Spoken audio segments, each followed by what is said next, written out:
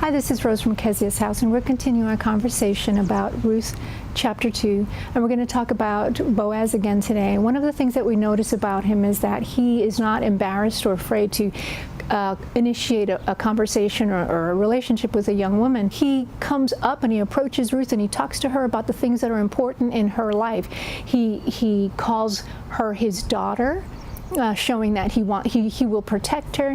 He talks about that he has heard what she has done for Naomi, which is really significant because she's really done a great thing for Naomi. He tells her how he has asked the young men not to approach her and bother her. What else? He does quite a few other things, but young men today seem to be lacking this knack of coming up close to a woman and starting a relationship, starting a conversation.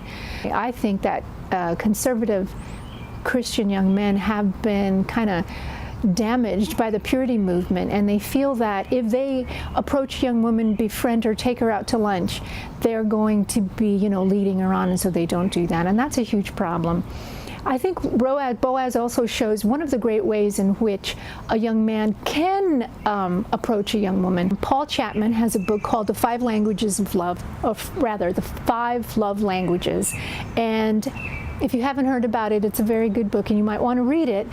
He talks about how love is often expressed in different ways, by giving gifts, by quality time, by words of affirmation, by acts of service, by physical touch, and I think that's 5, yeah.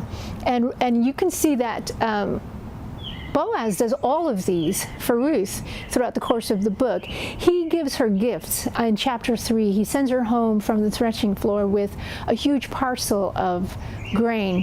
He gives her quality time the very first time that he meets her, because he takes time out of his day to talk to her, and he doesn't talk to her about trash, actually. He talks to her about the most important things in life. He gives her words of affirmation in that same conversation. He tells her, I've heard what you've done with your mother-in-law, and I'm amazed by your kindness. So he's affirming and what she's doing in her sacrifice for Naomi. He gives her acts of service by asking the reapers to let some extra grain fall for her. That's a very kind thing for him to do. And then physical touch. Now, this is the one that most of us would think, well, he didn't touch her, which is true. But physical touch shows affection by actually touching someone, and it also shows affection by not touching someone. There is appropriate time and place for touch. And the fact that he did not touch her at the threshing floor in chapter 3 shows that he was respecting her with touch. He was respecting her by withholding touch. And we talked about boundaries before, so you can understand how sometimes a boundary, although it seems to be surrounding and not allowing something to happen, can actually improve someone's life.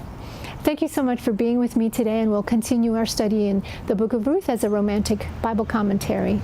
Bye.